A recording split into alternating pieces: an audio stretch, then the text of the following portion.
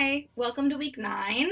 We're going to get started in just a second. I just wanted to remind you guys that on Wednesday at 2 p.m., we go through these assignments together. So if you're ever feeling like you need a little extra help, you need a little boost, come at 2 p.m. to FJ Office 10 and we'll do these assignments together.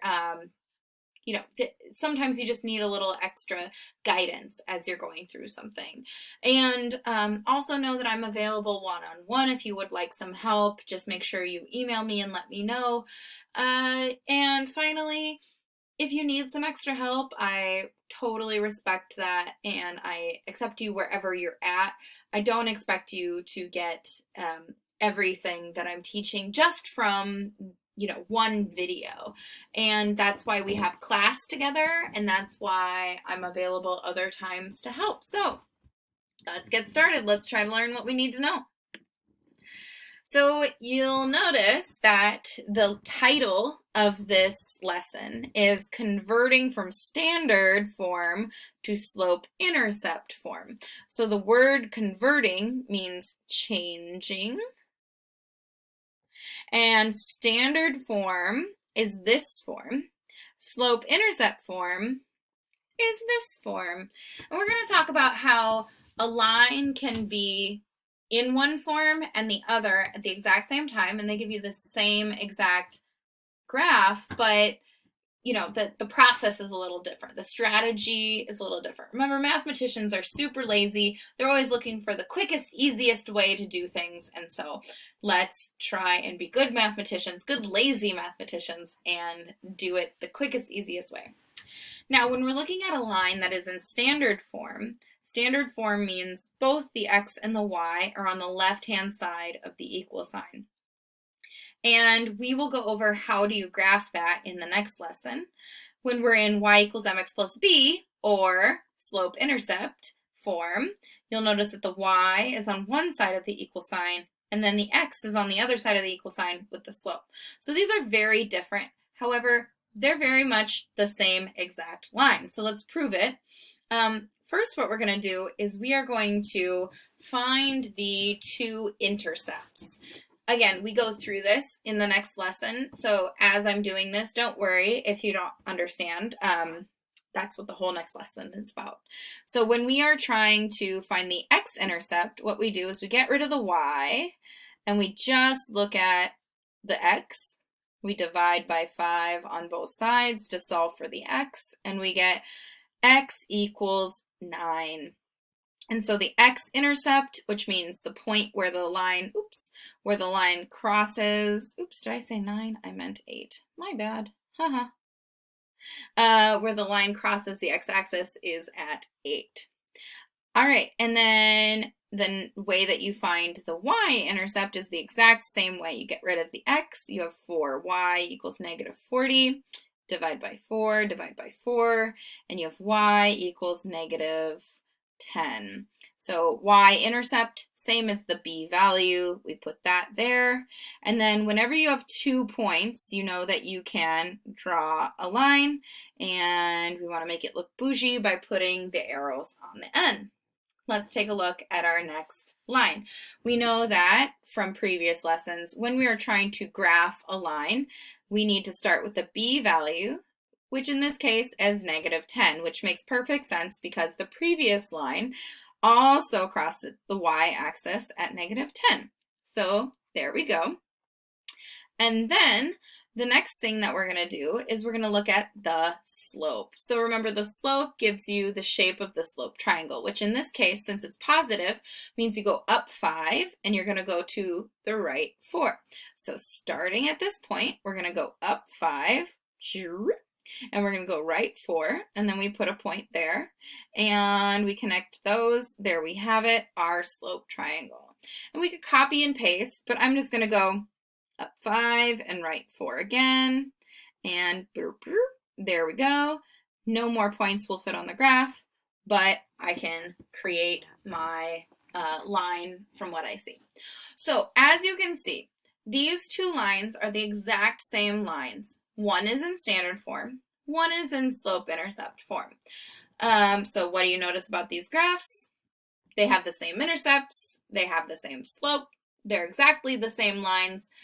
How can we avoid having to do all this extra work, although it is important to know how to find the intercepts? How can we avoid that and just convert, which means change, from standard to slope-intercept form?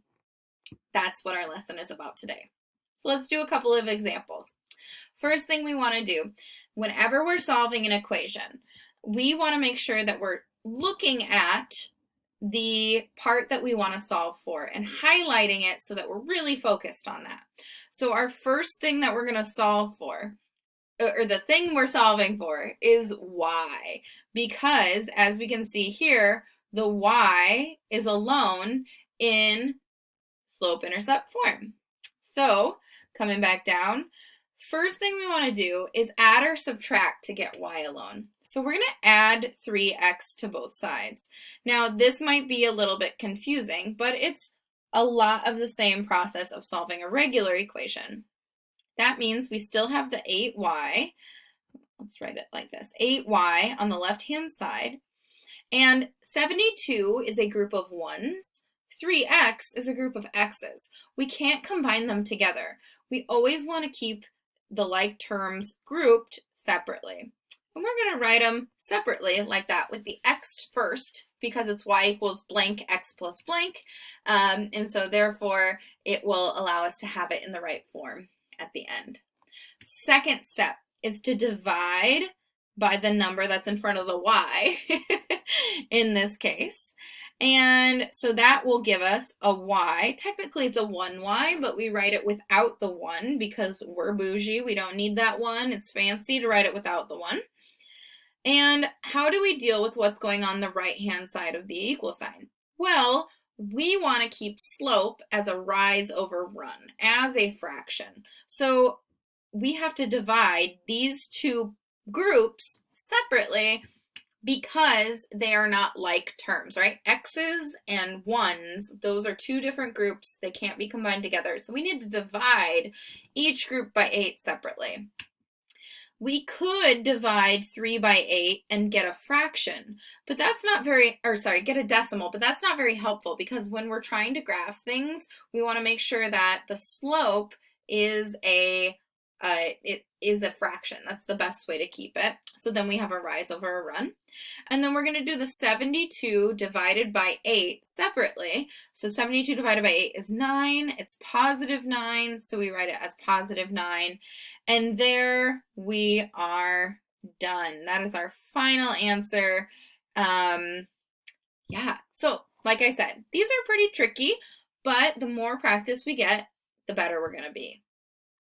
This next one, if you'll notice, it has a negative in it in a different spot. Our previous example had a negative with the negative 3x. This one has a negative with the negative 3y. All right, so starting off, we want to highlight what we're solving for. That's going to be very helpful. Always add or subtract first. So we're going to do minus 2x. The negative goes with the 3. The 2 is actually positive. So to create 0, we need to have a negative 2. So we're going to minus 2x on the other side. Rewriting, we have negative 3y. And then remember, you can't combine the 18 and the negative 2. So you write the negative 2x. But we want to write the negative 2x before the 18 so that we have y equals blank x plus blank. Instead of having the number first, we want to have the x first because we're fancy. We want to write things in the proper way. All right, last step, we're going to divide by the number instead of the y, in front of the y. We always want to try and get the y alone in order to get it in y equals mx plus b form, slope-intercept form. So remember, we're going to have to divide these two groups separately because they are not like terms. So the negative 2 and the negative 3, we could get a decimal. We don't want a decimal because we want a rise and a run. So negative 2 and negative 3, technically, you could write it like this. And then positive 18 divided by negative 3 is going to be negative 6. And we could write it as plus -6, but we know better. We know that in order to keep things fancy, we want to write it as a -6. Now, whenever you have a negative over a negative, we could totally use this. If you wrote this on a quiz or a test, it would not be very much points off, but we want to make sure that we're trying to be as fancy as possible. Also, we're trying to be as lazy as possible because the best mathematicians are lazy, so write less. Negative over negative is a positive, so it's 2 over 3 instead of -2 over -3 for the slope. And we're done because we got our y alone. All right, so you're going to pause right here, and you are going to try these first 2 examples for your homework. And when you come back, I will tell you the password. Hi, I hope you're feeling successful with those 2 examples. The password for this week's homework is January space 28. It's a very important day. It's coming up quick, so I just wanted to put that in there. In the next video, I'll explain why it is such an important date. But let's do a few more examples here. They're not really any different, except for there might be a couple little interesting things that happen that are a little different than the previous examples. All right, so again, we're going to start. Highlight what you're solving for. Add or subtract the x first. So we're going to do -2x from both sides.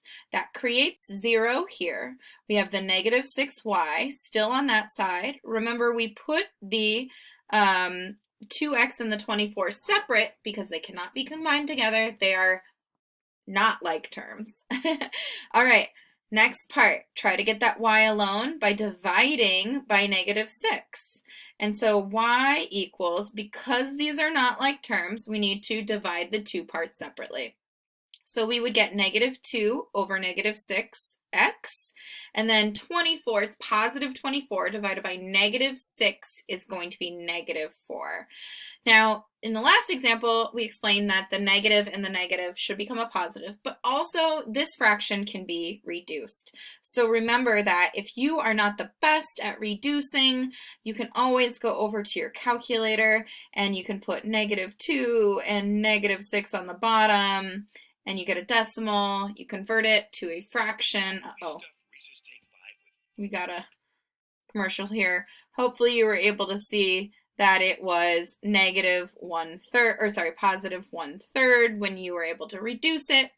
All right, so we have instead here, we're going to write y equals 1/3 x minus 4 as our final answer. Always trying to reduce, simplify, make things look neater, tidier, easy to write down, because mathematicians are lazy. They want to write things the most simple way possible. Okay, again, let's do it again.